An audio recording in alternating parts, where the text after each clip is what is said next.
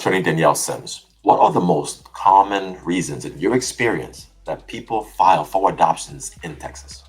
Well, when people are calling my office seeking an adoption, there's generally two scenarios that I run into a lot.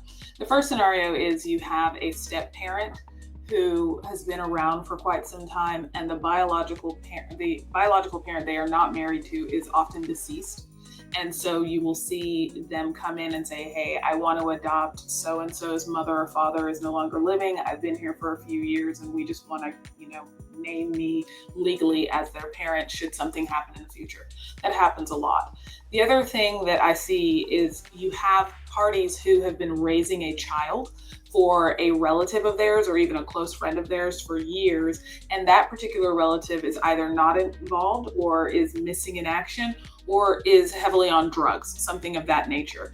And so therefore, they don't really contribute to the child's rearing. And as that child gets older, when that adult who is actually raising the child wants to make educational, medical decisions for the child, or even seek services for the child, they run into impediments because they are not actually the child's parent. And so under those two scenarios, that's what I see a lot. What I do often have to do, especially if I have someone who does not have a deceased parent or we can clearly show this is a death certificate, when I'm looking at my second scenario, I have to remind the person, do you know where that individual is? Is this an adoption case? Do we have termination grounds? Or is it just a custody case where we can name you as a person that designates primary residence and gives you the rights to make decisions for the child?